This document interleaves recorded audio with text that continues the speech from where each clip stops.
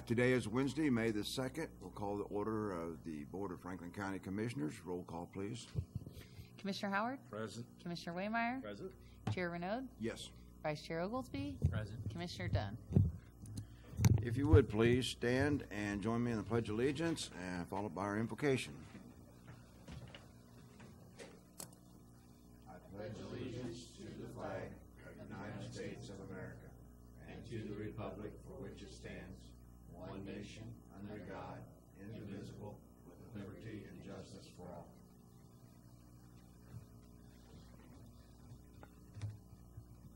Pray. Heavenly Father God, we're so thankful for this day you've given us. We're thankful for so many blessings you bestow upon us each and every day. Lord, I pray, God, your blessings upon our county workers. We're thankful for them and their jobs they do. And Lord, we just praise you and thank you for everything and give you all the glory and praise. Amen. Thank you.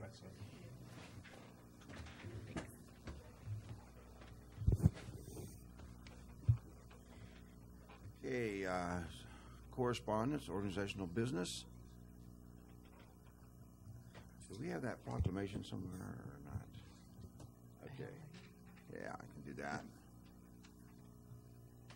Anybody here?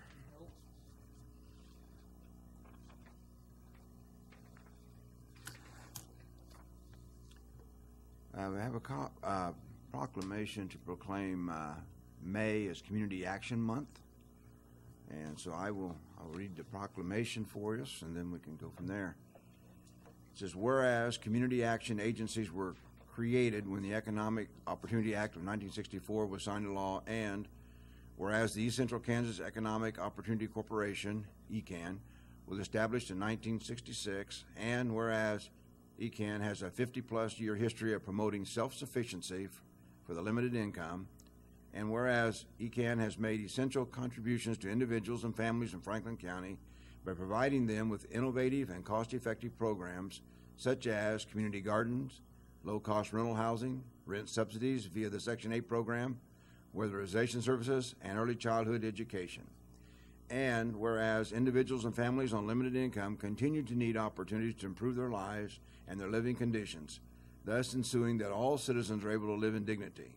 And whereas the poverty rate in Franklin County is 13.5%, and whereas ECAN's community centers provide programs and services to 1,679 families and 4,360 individuals in its service area last reporting year.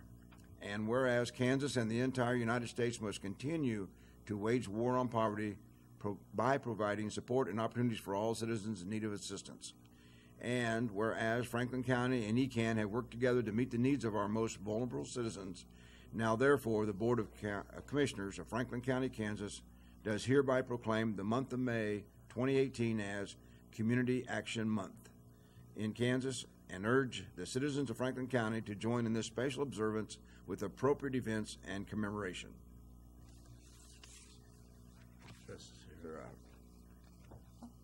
Hey, come on up. Perfect timing. You snuck in on me. I did. You Tricia? Tricia? Yeah. Yes. Okay, would you like to add any comments to our proclamation? I would just like to say thank you for partnering with us. And I would just give you a little bit of stats about the poverty in Franklin County. In Ottawa, we have 17.5% poverty rate, and the whole state of Kansas is 16.6%. And our elderly is 5.7%, and the whole state of Kansas is 5.4%. So we're just continue to fight the war on poverty here in Ottawa, Kansas. Okay. In Franklin County. Okay.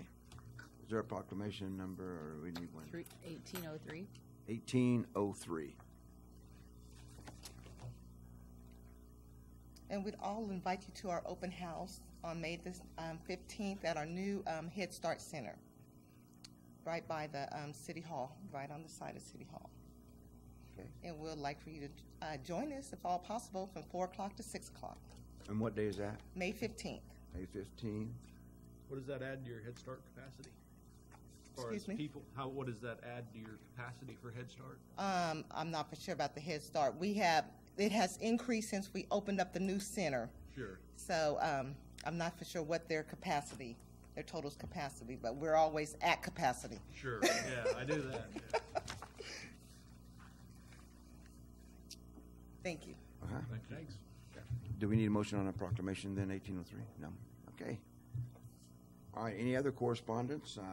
Thank you for sitting here. Any other correspondence or organizational business? Public comment today? Nope.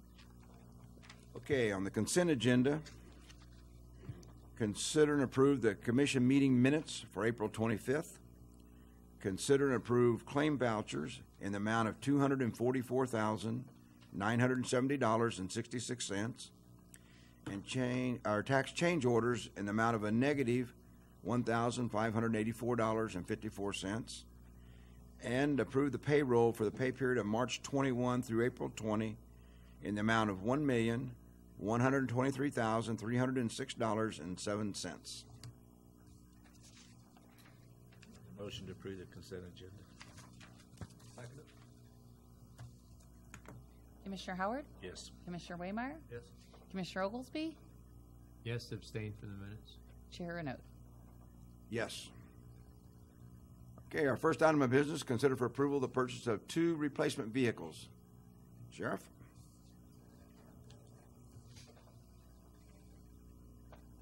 Morning, Commissioners. Morning. The request that's before you now is to replace 2 vehicles that last calendar year and budget year, we had 3 different vehicles that we lost in crashes, that, mostly pursuits, and those that some that got, well, 2 of them were pursuits, one of them was a vehicle went left to center and hit our vehicle on a collision. All those vehicles were totaled. The county has received payout on those from K-Camp. Also, in the last calendar year, we had a vehicle that was donated to the sheriff's office by a local business. So this request would be to replace 2 instead of all 3 of those, and our fleet size essentially stays the same when we do that. This request would be to be paid for out of the risk management fund. Should not exceed $74,043. Part of that is because the equipment that was from the pickup truck that was totaled, that equipment was able to be salvaged, and we can use just about all that equipment again. So.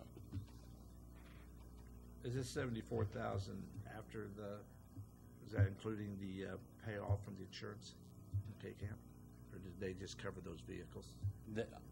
I'm not, Julie may have the numbers exactly. I know that the second check that we got with the 2 vehicles were lost, that one was over, I believe that one was over $50,000. I don't know how much the other check was from that. It's not like we have a loan on them or anything to pay off. Like, that's whatever we get from the insurance is what we put towards the new vehicles. So, And this is what we got for the end, I think, is that what you're asking? We pulled money out of risk management. yeah, there's going to be The amount there's going to be additional money from risk management. The Yeah. amount we got from K-Camp for the 3 vehicles was not 74,000. No, it would not be. I don't know what that total was. Approximately 12 grand, I believe, from our risk management. We budget money in risk That's what management I was every trying year. to find out. This 74 is not what we're pulling from risk management. No. Just the difference. 62-ish, I believe, is what we received from K-Camp for the 3 vehicles, and then the additional 12 we're pulling from risk management, which, as Janet alluded to, has been budgeted. So, You've gone over this, you support it, or you think? yeah, I have, and I do support it. Joy worked very hard on getting these costs pinned down, and we believe the amount won't exceed that, and I would ask that you put that in the motion, that, we approve it not to exceed 74,000. And then this, of course, this doesn't contemplate the sheriff's budget and what we've budgeted to replace during the 2019 budget. These are just replacement vehicles for those that were These are not part of that rotation vehicles. These are just the replacement vehicles that we're down. Being down that many vehicles last year did not affect us on operations because we had some deputies that had been assigned to the jail because of staffing issues, and so it was not affecting us. Now we're getting people hired and getting back full, and so now we're going to need vehicles again. One is an F-150 pickup, right? That is correct. How do you use that? Well, that one was going to be assigned to our community policing person that also takes care of all of our fleet and equipment. So it will be marked. That vehicle will be used like when we have the events and things to tow the vehicle. We use it to tow the tow our trailer, and also to tow the trailer that hauls the UTV. So when we need it in different areas, we can take it out that way, and then we have the capability of hauling stuff in it right now. Right now we have a couple F-150s. One of them is the one I drive, and periodically someone calls me and they come by the house and pick it up so that we can use it to haul things. So having another pickup would also help us in that aspect. How are these vehicles going to be? Are they going to be a bid process on this, or where are they coming from, or have we decided all that yet? These we're purchasing from here locally at the Ford dealership, and they give us the prices on the on what the state contract price is. Actually, on the pickup, I believe we're getting a better price than what the state contract price is. They've been through a competitive bidding process at a state level. Yes, already. that's correct. One of my priorities, and I think Jeff has worked on this to some extent, but prior to it coming to you, I will be more heavily involved.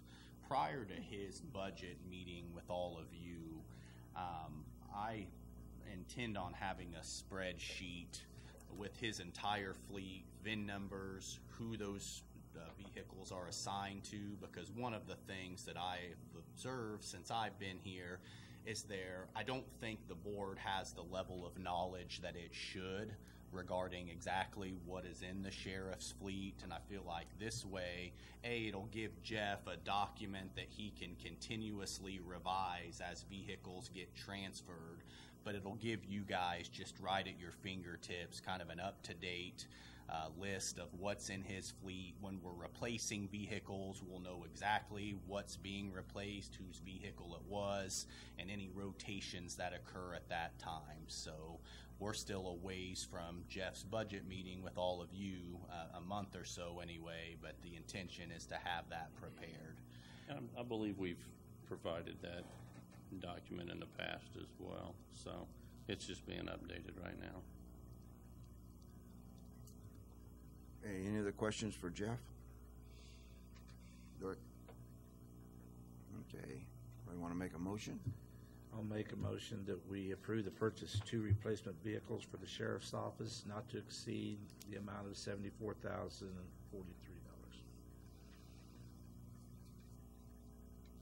Second. Commissioner Waymire? Yes. Commissioner Oglesby? Yes. Commissioner Howard? Yes. Chair Renaud? Yes.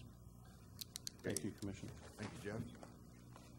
The next item is to consider approval authorizing the chairman to execute the contract for Proximity Park paving. Jim? Good morning. The Board of County Commissioners awarded the contract for the Proximity Park paving project at your meeting on April 18th. Ebert Construction Company has furnished the necessary documents and have executed the contract, which has been reviewed by Derek. The contract is ready for county action. An affirmative motion in support of this item would read as follows. I make a motion authorizing the chairman to execute the contract for the Proximity Park paving project. Okay, any questions? Derek's gone over the contract. Yeah, I have, and pretty standard. I mean, a lot of it's Bartlett and West boilerplate. I mean, they've kind of provided all of this. I think it bears mentioning one more time how fantastic a price we got on this. And what's nice about it is it's not as if it'll affect how much we have to bond on this second bond issue. And so it's not like we've bonded too much and now we have money we don't know what to do with. We can just reduce the amount of this second one by over $1 million. And that's just, this couldn't have gone much better. And I'm very pleased with that. So. I notice there's a per day penalty too for going past the deadline in May Yeah, 2019, so. Okay. Pretty exciting to think about in a year's time that we're looking at. What other costs do we have after this? I don't know if, we've approved the wetlands mitigation stuff. To be honest, Colt, that is a document that Joy and Janet and I are working on, because we're going to need to know exactly what that is so that we know how much to bond, hopefully in 19. And so once I have that, the lion's share of it is in this contract right here. So Moving target still. So. yeah, and I think some of it, depends on who we have interested. There could be some grading and detention expenses, but that could be passed along to someone who purchased it. Sure. It's very fluid at this point. So. Makes sense. I'd be happy to make a motion authorizing the chairman to execute the contract for the Proximity Park paving project. Second. Commissioner Oglesby? Yes. Commissioner Howard? Yes. Commissioner Waymire? Yes. Chair Renaud? Yes. All Thank right, you, Jim. Commissioners. Okay, staff reports. I have a few things today. Yesterday, Janet, Gala, and I, as well as the deputy appraiser from Miami County, interviewed 4 candidates for the county appraiser position. Was very happy with the applications that we received, and of the 4 that we interviewed, 3 of them especially I could have hired without hesitation. Having said that, we did make the decision to hire Jamie Wilson, who's been our deputy appraiser for 7 or 8 years. He's someone I've worked with extensively. We've done great at the Board of Tax Appeals. He's someone that has demonstrated that he wants to remain in the county. And I think continuity is important to me for a lot of reasons in terms of what we're trying to build here. So those interviews went very well.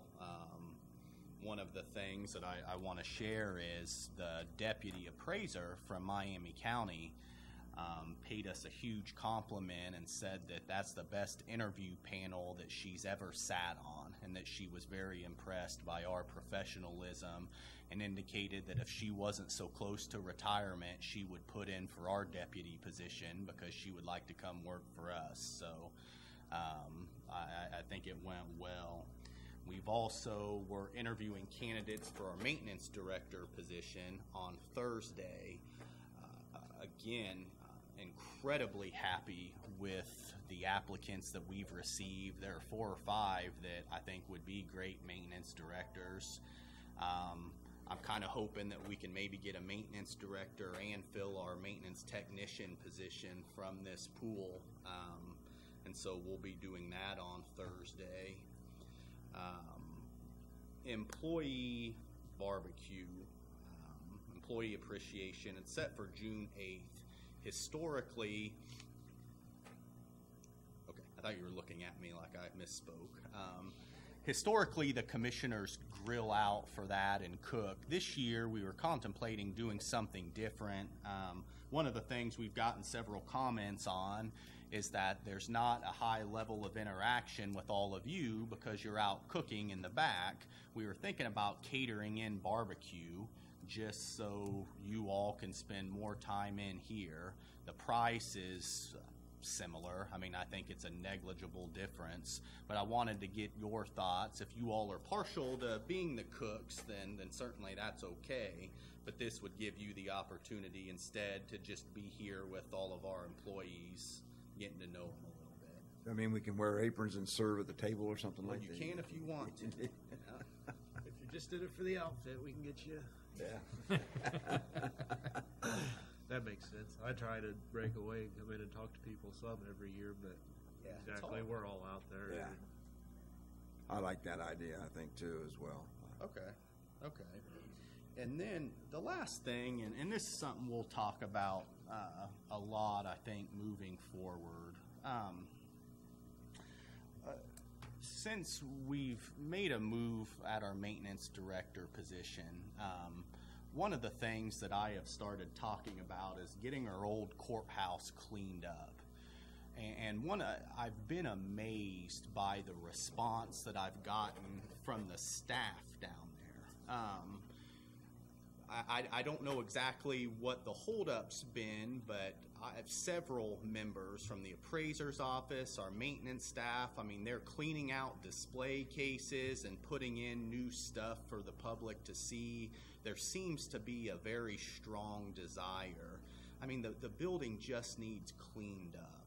And what I want to talk to you all about as we move forward is that building I think that building probably brings in more visitors than, I dare say any other place in the county. I mean, the number of people that come up and stop by my office and talk about the old courtroom, and I know Janet's seen that since she's been down there. That is definitely something that is eligible for TGT funds. We're getting a new roof here this summer. We've got a new HVAC system. We know we need new windows. Moving forward, maybe after I get my maintenance director and we identify priorities, I would like to talk to the board about the possibility of using TGT funds to replace the windows. Because if we do that, got a new roof, got new windows, the foundation's great, got new HVAC. I feel like at that point we could really go to work on the inside because the outside would be fortified. Just something to start thinking about. It's certainly eligible for those funds.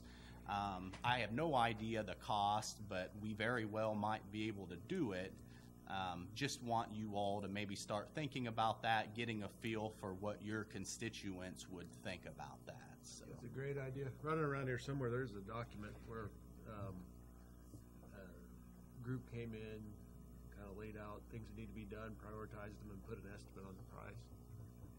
So I mean, you talk about using those funds on things that bring people into the community. I've seen with my own two eyes that building brings people in, and so we know it's a maintenance cost we're going to have anyway, and so I would strongly consider that we think about that.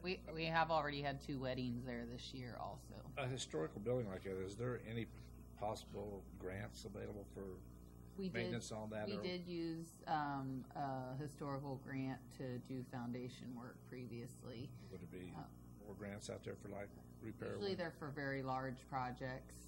I think we did get some credits when we did the HVAC that were applied towards the bonds.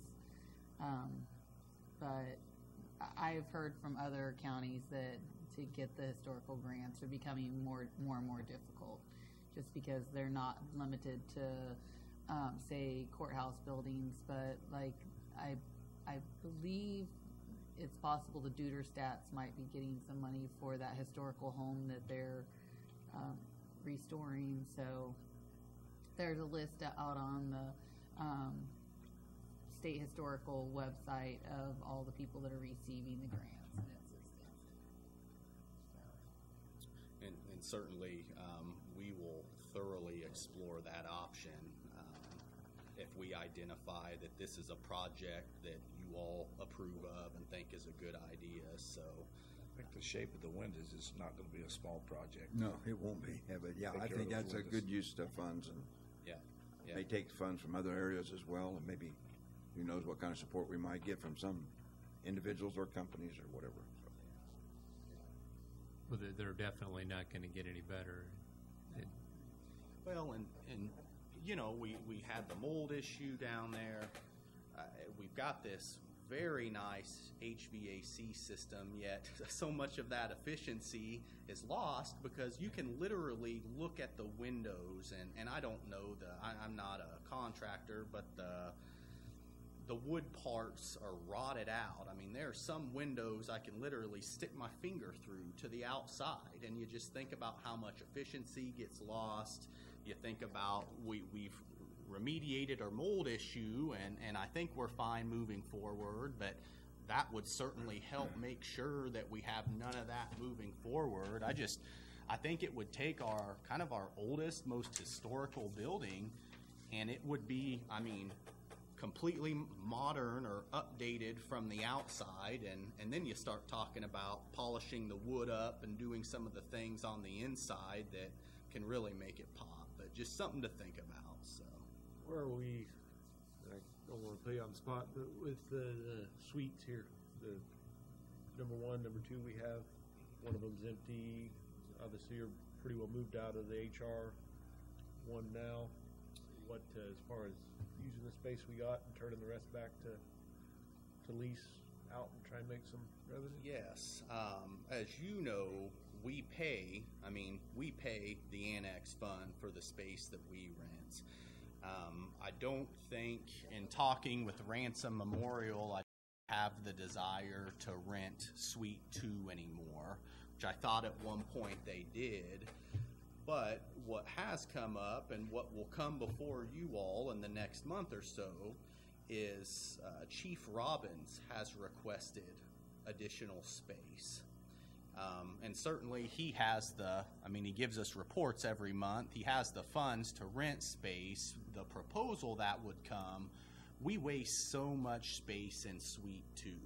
What I'm contemplating is a remodel of Suite 2 and 1, because we rent by the square foot. So it doesn't matter even if you made it one suite, or there's so many different things you can do, and I really, it's more of brainstorming I want to do with the board, but that would get us another tenant in that is paying us effectively, and it would help us potentially make more efficient use of that space. But your thoughts on that are certainly going to be critical, because it's kind of just a vision at this point. But we've tried to find, we've reached out and tried to rent Suite 1. There just doesn't seem to be a lot of interest in that right now, so I don't know, something to think about. But Okay. That it, Derek? That's it. Jeff, anything else?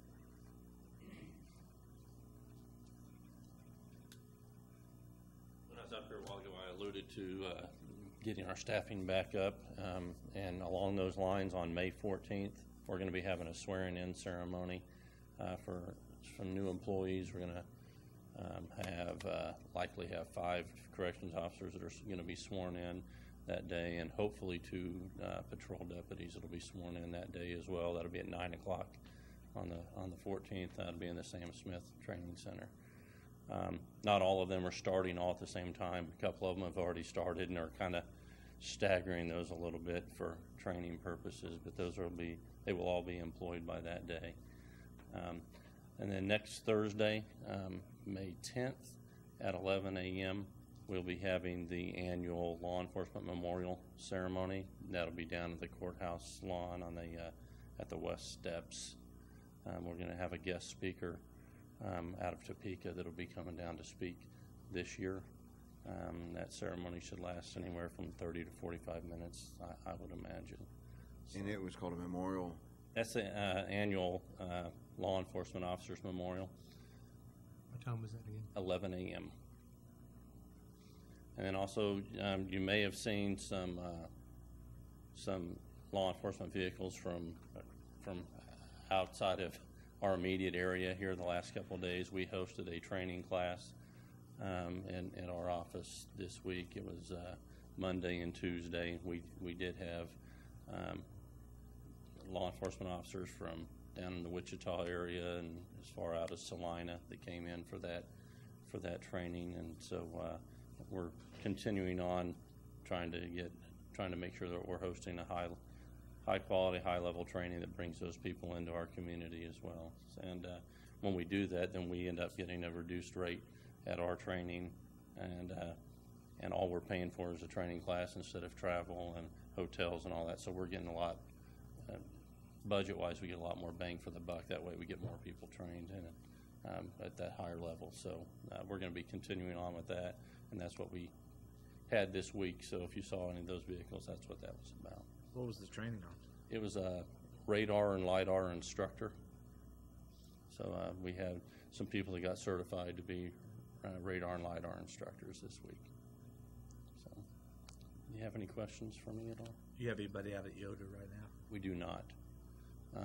We will likely have people in the next few classes that will be out there. So I don't have any dates on that yet. So. All right, thanks, Jeff. Thank you. Jim? We have 5 spots left to complete for dust control. Where are we at on starting to smooth out Highway 50? Is that in the near future? Or? Yes, sir. We don't know anything on the chip and seal. They haven't given us. We'll be doing some late patching and other efforts to get ready for the chip seal. What about, have you used your milling machine? Not yet. Will that be on other roads as well too, Jim? I mean, other There's than 50 miles to be chip sealed. well, I know, but I'm talking about the other roads that we've had issues with, or We're still patching holes. Are you gonna do full depth patches with your new milling machine? I'm concerned about what we may wind up with on hole 50. It may wind up being a full depth. I mean, not just on Old 50, but throughout the county. Is that part of your? Normally we'll be doing 4 inches. Is that part of your plan for maintenance this year to go on all the roads and start doing full depth patches as opposed to just hot mix and throwing in holes? So far, we've just been patching potholes. Throwing roll, Is it part of your plan, I guess? certainly could consider it. Janet? Okay. Commissioner comments. Rick? I haven't been to anything since last week. I have not attended any outside meetings since last week either. Okay, I'll use up everybody's time then. See, last Wednesday night I went to the Wellsville City Council meeting. Fortunately for them, they are starting to develop the ground between I-35 and Wellsville when they've extended their city limits out that far. And I don't know how that's going to affect the Stafford Road on that part, but the Kime Trucking Company out of Sabetha, Kansas has bought a chunk of ground development. Casey's is going out there. And so one of the things they found out was their city ordinances on signs was limiting the height of a sign to about 25 feet. Well, now we're going out on an interstate where they want signs much higher, so they had to change their ordinance to allow for taller signs and larger signs. Quite a lot of discussion on, obviously, the problems they've had with replacing, updating their city water tower, the top part of it, not looking the same and so forth, and the logo they're going to put on it, and the water line breaks they've had to have water boil orders twice, I think, and so they've had quite a bit of work doing with that.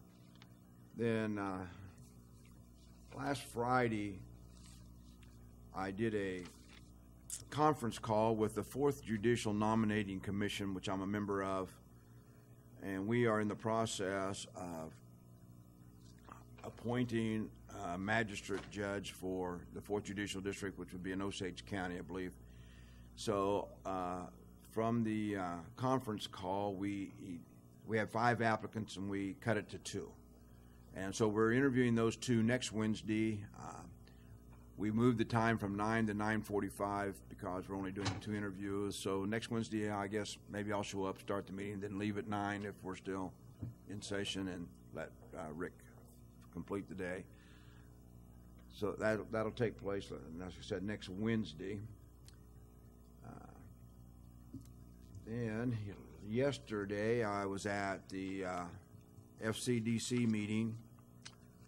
We have sent Lisa Johnson to a conference in lieu of James Oltman, since he had already had a spot paid for, and so she had gone to that meeting. Then we had an update on our director search. She reported back from that conference that there were a lot of job openings. I think she talked to Jeff Seymour while she was there. He's had a position not filled for over a year. And she kind of cautioned us to be on the lookout that maybe we're going to hire someone with less experience. Maybe if we want to find somebody, obviously, you know, it's one of those risky things where you hire a rookie that maybe just looks like a diamond in the rough. So we are getting some applications in on that, or some inquiries. So we'll see how that goes. We talked about the workforce issue. We talked about robotics. We talked a lot about keeping Franklin County residents in Franklin County working. Talked about some of the people who still have some membership dues to pay for FCDC and the upcoming events. May 17th is the full board meeting. June 12th is the next investor networking meeting. And that will be at the historical post office building, so that'll be an interesting thing. Quite a bit of discussion, too, on manufacturing and how manufacturing, a lot of people have a vision of a guy sitting there on an assembly line, sweat and whatever else, and the new manufacturing is totally different than that in a lot of ways. So that discussion was also that. So that would take care of that. I would like to mention that we did get a letter from the Miami County Cancer Foundation thanking us for the donation of $75 in memory of Philip and Susan Dudley. And so let you know that was done on behalf of the county to remember Philip and the work that he did here. Okay, any other comments? If not, I consider a motion for adjournment. So moved. Second. Motion and second. All in favor? Aye. We are adjourned.